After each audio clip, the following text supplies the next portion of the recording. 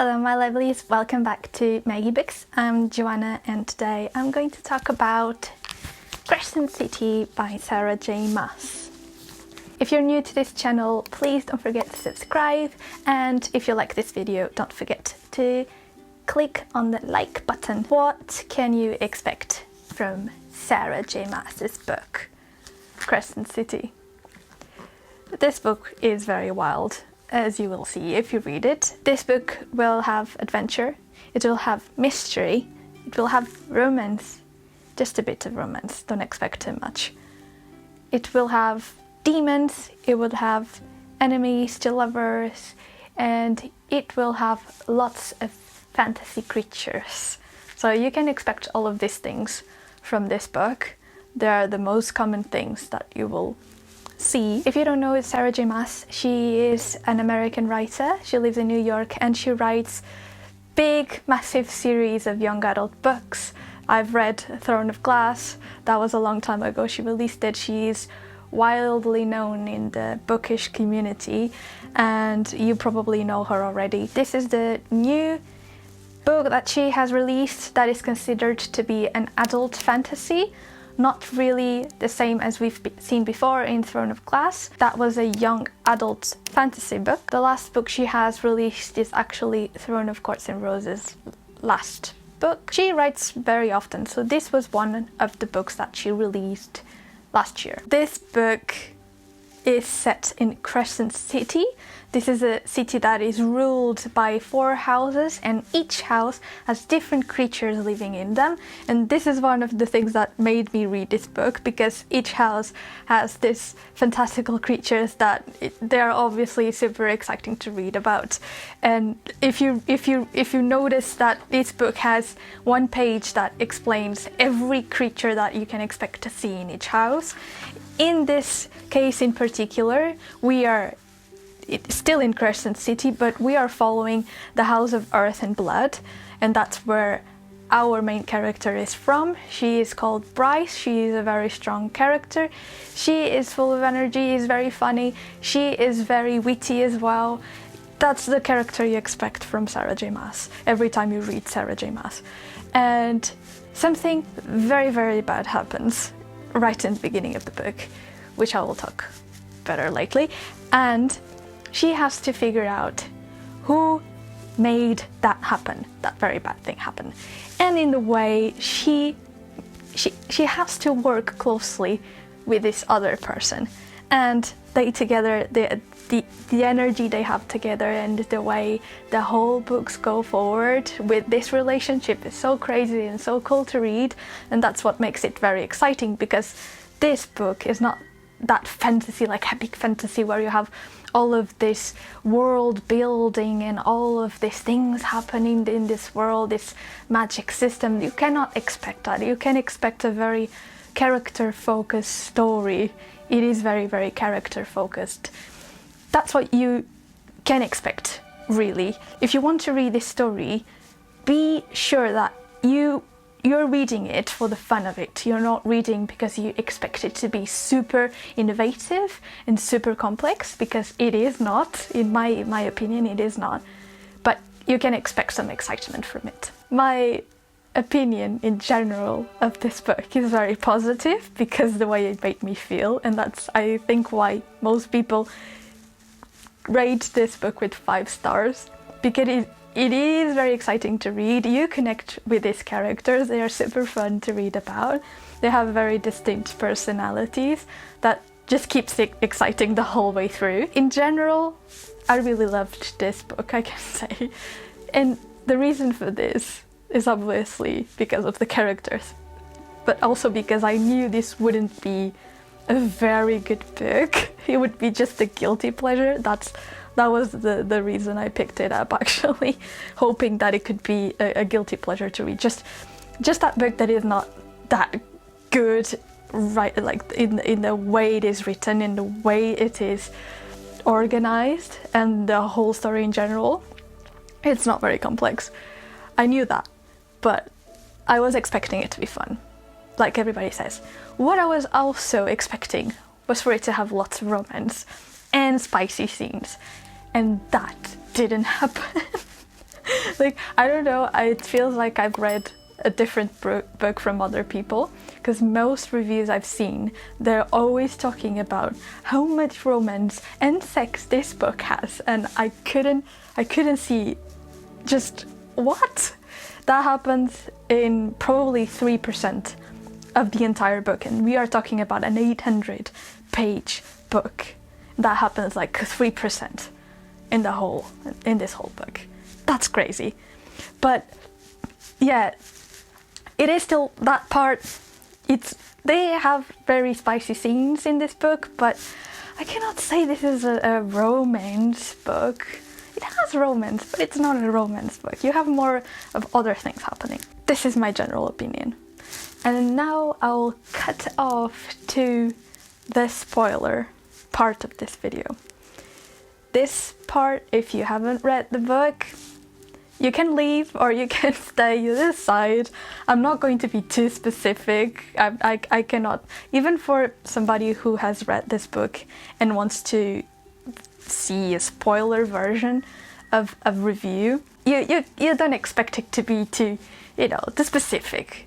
I will talk in general about things that happen, things that actually are written in the synopsis as well, because I think people who read the synopsis are just, it shouldn't be that way, because they tell you things that happen in this book. And I was actually blind to what I was reading. I didn't know about the synopsis, so everything was impactful for me, and I really want it to be the same way for you. And if you're a person like me, stop watching now, because I'm going to spoiler you, okay? Further spoilers. This book starts out in such a magnific way. There's two characters. There's Bryce and there's Danica. And I thought they were a lesbian couple, and I was very excited to know their relationship and just see how it would go forward. Because it was very interesting, actually, the way they connected. They were very similar in their personalities, actually, and the way they were described. They are both badasses. They're both badass characters, okay? You can expect it. I was expecting that to just go forward. So in this first, I would say like 150 pages, we follow these two characters.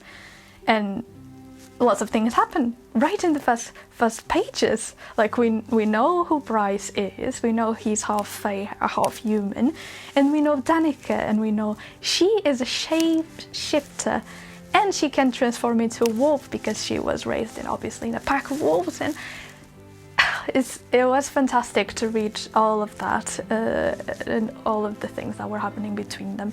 But Danica and her group of friends, that were obviously Bryce's friends too, they were all murdered by a demon.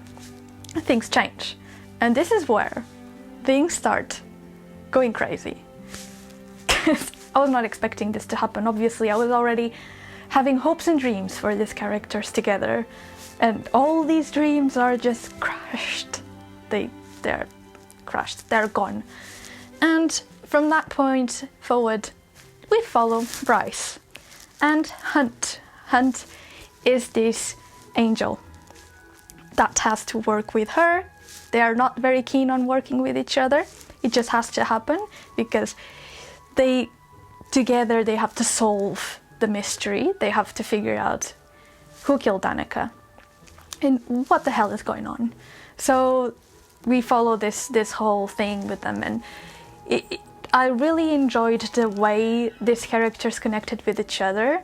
The part where we have the romance, where this starts to happen, it is actually right at the end of the book. I don't get what everybody was saying about this whole thing of romance and spicy scenes. I only seen 2 scenes, sex scenes, and I only seen them kissing like twice. The whole connection that they have, it is obviously a bit romantic, because you kind of feel that they are attracted to each other, but the full story is not even that centered on their romance.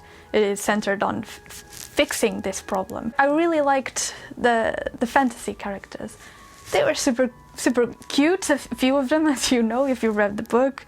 We have cute characters, and we have all of these demons, we have all of these weird people coming up and just, you know, following along in the journey. We have the family, we have all of these connections that Bryce and Hunt have in their circle of friends. You cannot expect a very complex world. It is scripted as an urban fantasy, so things happen as they are happening now. There's cars, there's phones, there's emails, there's all of this is like our world. So things are not that different from the world we live now, but the whole city and the whole world, the way they count their time, the way they grow old, all of that is different. All of that is fantasy. Fantasy exists in this world. But everything else is very similar. So there's not many surprises related to that. This whole thing goes and tries to they try to figure out who the demon was. We finally know what happened. We finally know who was summoning the demons. We finally know who killed Danica. And we know secrets, obviously, about Danica and Bryce, and that is very interesting. That was the point of the whole changing of plans thing. The whole, oh my gosh, this happened. I was not expecting it. A few things were expected on the way to figure out that final point.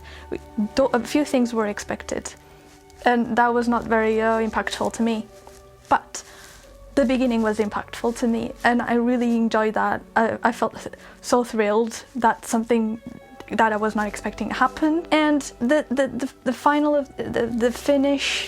final piece of this book, these final pages, the author just makes you see that there's a lot more to tell about Bryce. She has this new power, and she has the power like very similar to her brother's power, and they together, I think that there's things that will happen. Obviously, I think that she will continue with Hunt.